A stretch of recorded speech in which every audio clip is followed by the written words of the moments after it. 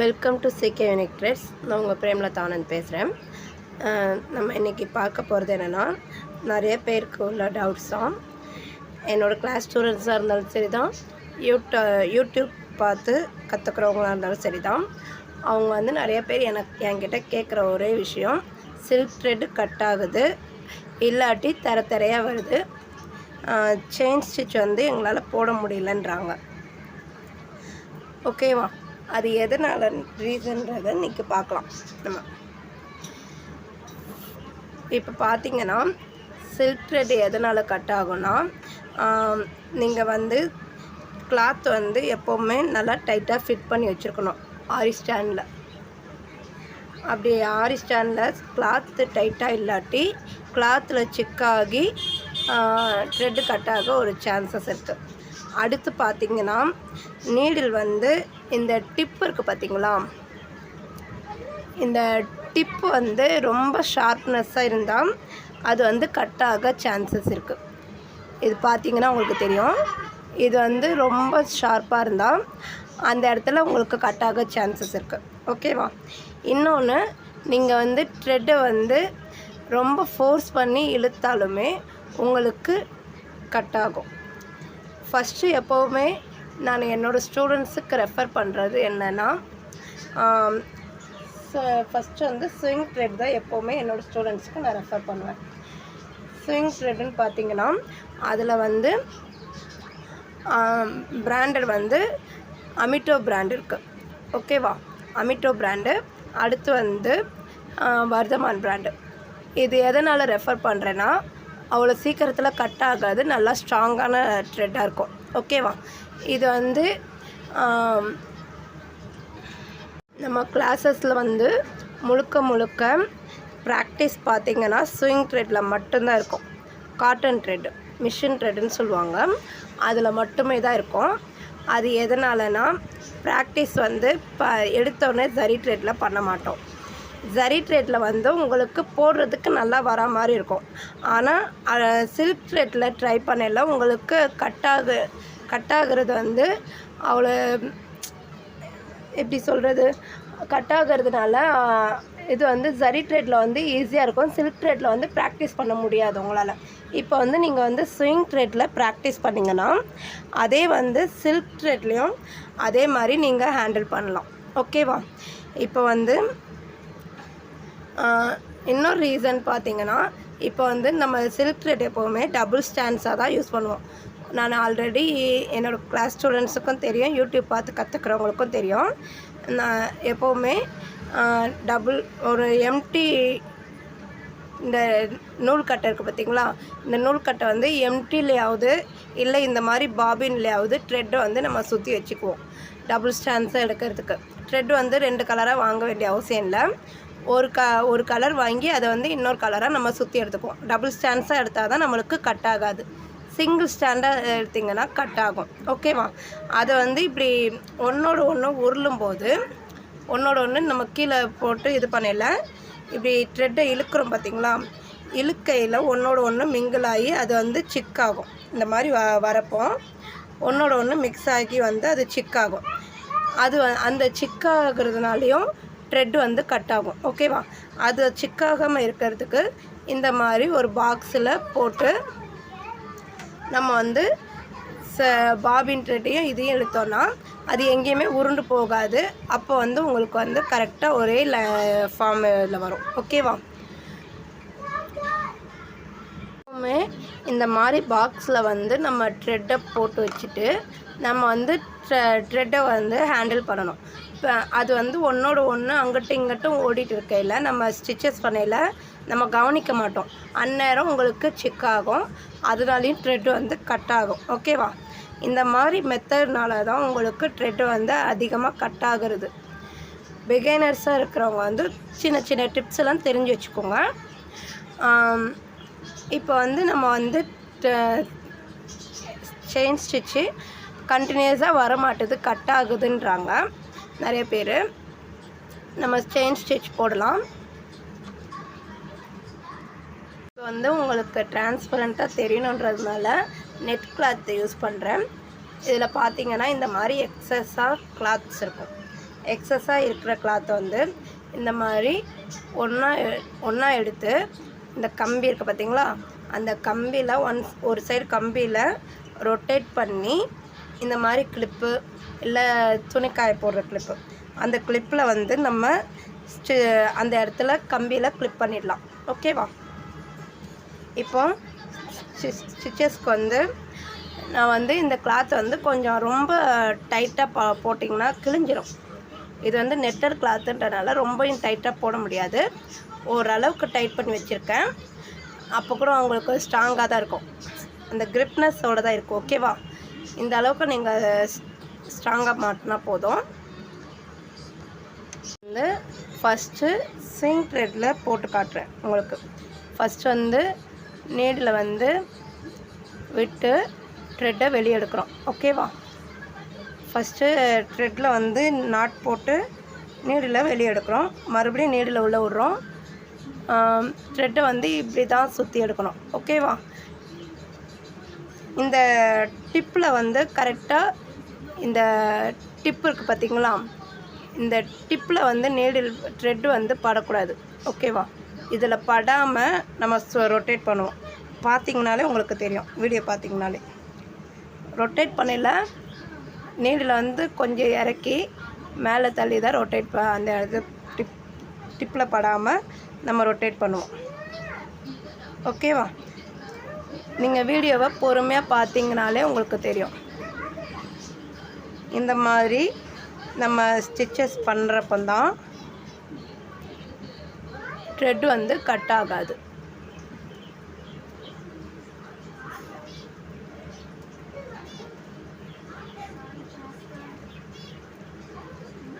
ஓகேவா? இப்போ உங்களுக்கு தெரியும் நினைக்கிறேன். நீடில் வந்து இந்த அளவுக்கு இப்போ வந்து இங்கே பார்த்தீங்கன்னா நான் வந்து த்ரெட்டை வந்து சுற்றுறது இந்த இடத்துல தான் சுற்றுறேன். ஓகேவா? நீடில் வந்து இவ்வளோக்கு இறக்குறோமா, இவ்வளோக்கு இறக்கி இந்த இடத்துல தான் த்ரெட்டை சுற்றுறேன். உங்களுக்கு வந்து இந்த எட்ஜஸில் வந்து த்ரெட்டு சுற்ற மாட்டோம். இந்த இடத்துல சுற்றி அதை வந்து வெளியே எடுக்கிறோம். நல்லா கவனிங்க. நீடில் உள்ளே இறக்கிட்டேன். உள்ளே இறக்குனதுக்கப்புறம் த்ரெட்டை வந்து இந்த மாதிரி சுற்றி வெளியில் எடுக்கிறோம். லெஃப்ட் ரைட் வந்து நம்ம ரொட்டேட் பண்ணுறோம். ஓகேவா? கிளியராக தெரிஞ்சுக்கோங்க. இந்த மாதிரி பண்ணுறப்போ வந்து உங்களுக்கு வந்து த்ரெட்டு வந்து கட் ஆகாது. பொறுமையாக ஹேண்டில் பண்ணுங்கள். அடியிலையும் ரொம்ப ஃபோர்ஸ் கொடுத்து இழுக்கக்கூடாது. இப்போ என் நாட் போடுறேன். என் நாட் பார்த்தீங்கன்னா இந்த த்ரெட்டை வந்து லாங்காக இழுத்துட்டேன். லாங்காக இழுத்ததுக்கப்புறம் பக்கத்துலேயே ஒரு இது பண்ணி நீடில் உள்ளே இட்டு மறுபடியும் த்ரெட் எடுக்கிறோம். எடுத்த உடனே ஃபஸ்ட்டு எடுத்த த்ரெட் வந்து சின்னதாகிடும். சின்னதான த்ரெட்டை வந்து நம்ம நீடில் பிடிச்சிக்கிறோம். பிடிச்சிட்டு அடியில் வந்து இழுக்கிறோம், நீடில் விடாமல். ஓகேவா? சின்னதான த்ரெட்டை வந்து நம்ம நீடில் பிடிச்சிக்கணும் விடாமல். பிடிச்சிட்டு அடியில் த்ரெட்டை இழுத்தோன்னா அப்போ வந்து உங்களுக்கு இதாகும். மறுபடியும் காட்டுறேன். பக்கத்தில் ஒரு த்ரெட்டை எடுக்கிறோம். த்ரெட்டை எடுக்கையில் இந்த த்ரெட் வந்து சின்னதாகுது. அந்த சின்னதான த்ரெட்டை வந்து நம்ம நீடில் இப்படி பிடிச்சிக்கணும். பிடிச்ச உடனே அடியில் பிடிச்சி இழுக்கிற த்ரெட் வந்து உங்களுக்கு என் நாட் விழுந்துடும். ஓகேவா? இந்த மாதிரி தான் என் நாட் போடுற மாதிரி இருக்கும். உங்களுக்கு பாப்லின் கிளாத்தில் எப்படி போடுறதுன்னு காட்டுறேன். இப்போ வந்து உங்களுக்கு டிரான்ஸ்பரண்ட்டாகவே போட்டு காட்டுறேன். இது வந்து டபுளாக எடுத்திருக்கேன். ஓகேவா? டபுள் ஸ்டாண்ட்ஸாக இருக்கையில் இந்த மாதிரி பிரிஞ்சிருக்கு. நான் வந்து க்ரீன் கலரில் எடுத்திருக்கேன். நம்ம வந்து பிகைனர்ஸாக இருக்கிறப்போ இது வந்து த்ரெட் வந்து உங்களுக்கு இது மாதிரி இருக்கும். அப்போ வந்து லைட்டாக இப்படி ரொட்டேட் பண்ணி விடலாம். லைட்டாக ரொட்டேட் பண்ணி விட்டிங்கன்னா அது வந்து பிரியாத மாதிரி இருக்கும். இல்லாட்டி ஒரு சின்ன டிப்ஸு தான், ஃபேப்ரிக் க்ளூ இருக்குது பார்த்தீங்களா, ஃபேப்ரிக் க்ளூ வந்து லைட்டாக கையில் தொட்டுட்டு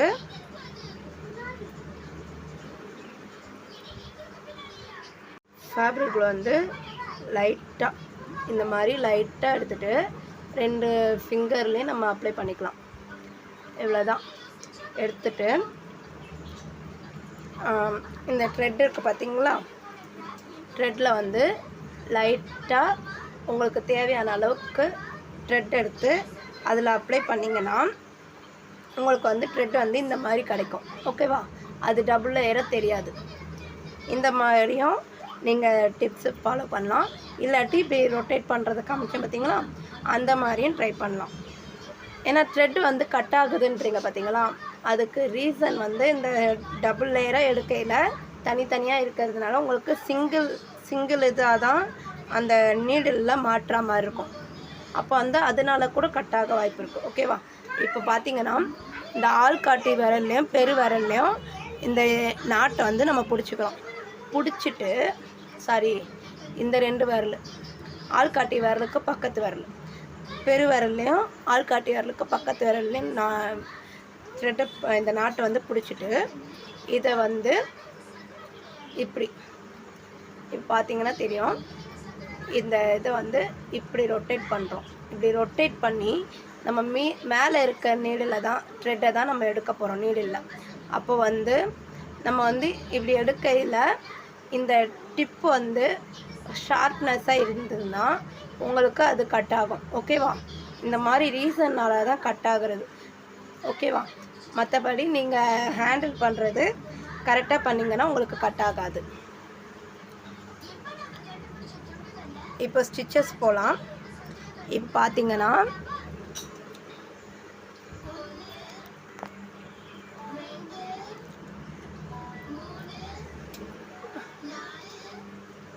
பார்த்தீங்கன்னா அடியிலேருந்து த்ரெட்டை வெளியே எடுத்துட்டேன்.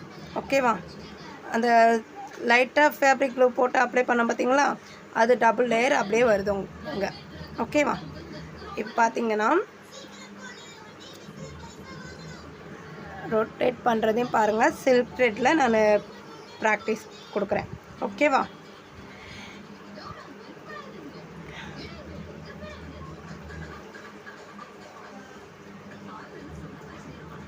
இந்த மாதிரி சின்ன சின்ன விஷயங்களால கூட த்ரெட்டு கட் ஆகும். நம்ம வந்து ஹேண்டில் பண்ணையில் நீடில் வந்து ஸ்ட்ரைட் ஃபார்வர்டில் தான் இருக்கணும். ஓகேவா? ஸ்ட்ரைட்டாக இருக்கணும். லெஃப்ட் ரைட் ரொட்டேட் பண்ணணும். த்ரெட்டு வந்து அடியில் ரொட்டேட் பண்ணுறப்போ கரெக்டாக ரொட்டேட் பண்ணி வெளியே எடுக்கணும். ஓகேவா? பார்த்தீங்கன்னா உங்களுக்கு டிரான்ஸ்பரண்ட்டாக தெரியணுன்றதுனால தான் நான் வந்து அடியில் ரொட்டேட் பண்ணி வெளியே எடுக்கிறேன். ஓகேவா?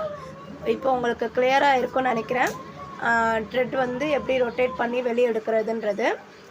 அதே மாதிரி நீடில் வந்து எப்போவுமே கொஞ்சம் சாய்வாக இல்லாமல் ஸ்ட்ரைட்டாக வச்சிங்கன்னா உங்களுக்கு கிளாத்தில் சிக்காது. ஓகேவா? அடியில் அதே மாதிரி ஃபோர்ஸ் பண்ணி த்ரெட்டை இழுக்கையில் ஃபோர்ஸ் பண்ணி இழுக்கக்கூடாது.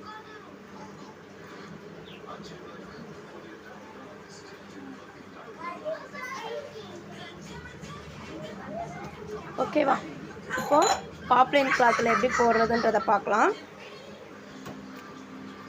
சில்க் த்ரெட்டும் பார்த்தீங்கன்னா பிராண்டடானதாக யூஸ் பண்ணுங்கள். ரொம்ப நாளைக்கு முன்னாடி வாங்கின சில்க் த்ரெட்டு இதை மாதிரிலாம் வாங்கினீங்கன்னா அது கொஞ்சம் இத்து போன மாதிரி இருக்கும். அது வந்து அதனால் கூட கட் ஆகும். ஓகேவா?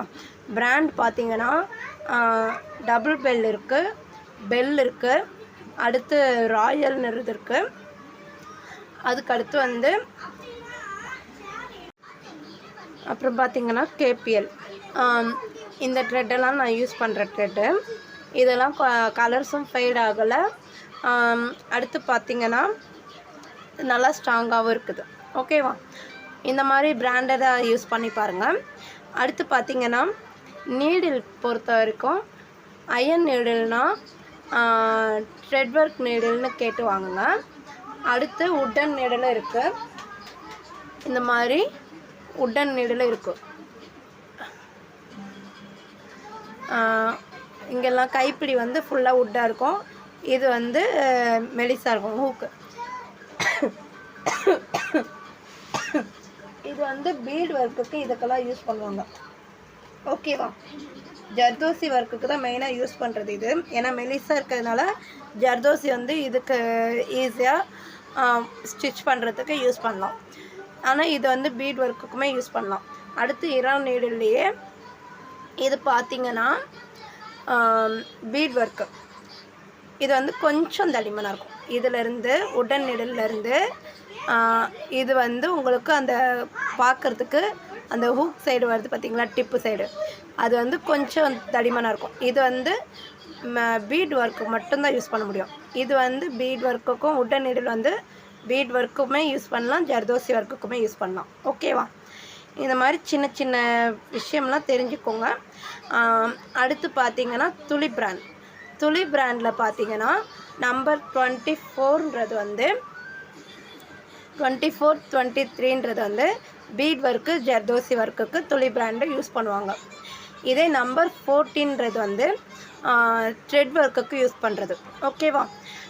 நிறைய பேர் கேட்குறீங்க என்ன சைஸஸ் யூஸ் பண்ணலாம், துளி பிராண்டில் வந்து என்ன சைஸஸ் யூஸ் பண்ணலான்னு கேட்குறீங்க. நான் வந்து இந்த வீடியோவில் கிளியராக எக்ஸ்பிளைன் பண்ணிட்டேன். இனிமேல் உங்களுக்கு டவுட்ஸ் வராதுன்றது நினைக்கிறேன். இரான் நீடில் பற்றியும் அயன் நீடில் பற்றியும் உங்களுக்கு டீட்டெயில்ஸ் சொல்லிட்டேன். துளி பிராண்ட் நீடில் பற்றியும் டீட்டெயில்ஸ் சொல்லிட்டேன். அப்புறம் சில்க் த்ரெட் பற்றியும் டீட்டெயில்ஸ் சொல்லிட்டேன். ஓகேவா? ஸ்விங் த்ரெட் வந்து நான் யூஸ் பண்ணுறது வந்து அமிட்டோ இல்லாட்டி வர்தமான் பிராண்டு. அதையும் ஆல்ரெடி ஸ்டார்டிங்லேயே சொல்லியிருப்பேன். ஓகேவா? இந்த மாதிரி பிராண்டட் இது யூஸ் பண்ணிங்கன்னா உங்களுக்கு வந்து ப்ராக்டிஸ்க்கும் ஈஸியாக இருக்கும். நல்லா ஸ்ட்ராங்காக இருக்கிறதுனால ஸ்டிச்சஸ் வந்து நீங்கள் ஈஸியாக போட பழகிக்கலாம். மெயினாக கிளாத் வந்து இப்படி தட்டினா உங்களுக்கு சவுண்ட் வரணும். இந்த அளவுக்கு டைட்டாக இருக்கணும். ஓகேவா?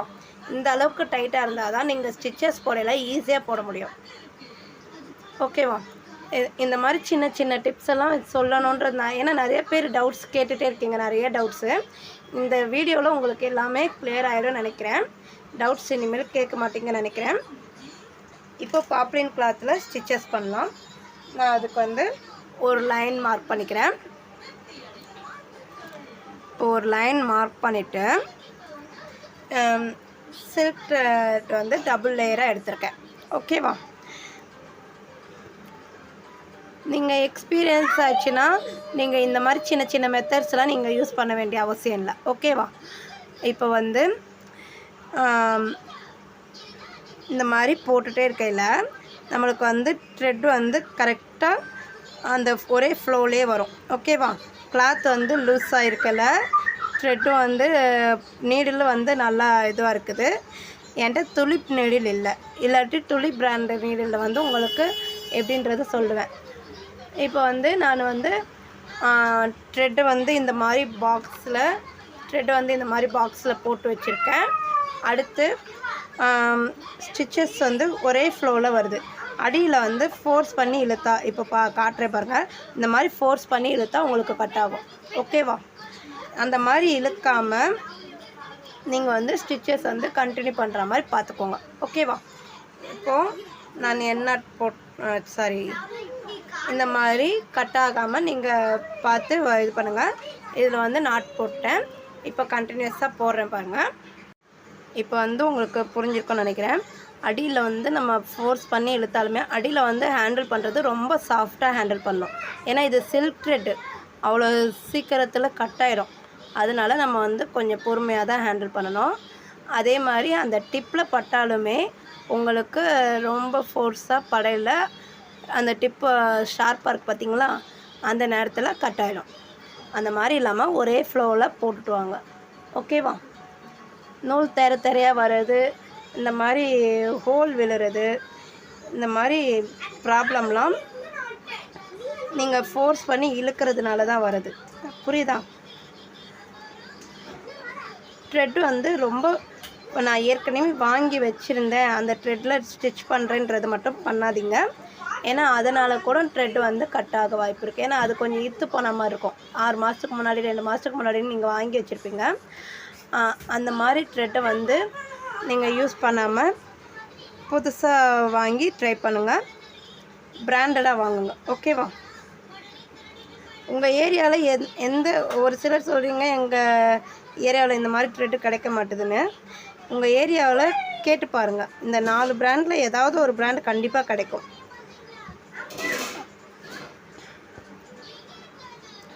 இப்போ எண்ணாட் வந்து நான் சரியாக போடலைன்னா இப்படி உருவிட்டு வருது. நீடில் வந்து விடக்கூடாது. ஓகேவா? இப்போ நான் எண்ணாட் வந்து போடையில் நீடில் விட்டுட்டேன். பேசிக்கிட்டே பார்த்தீங்கன்னா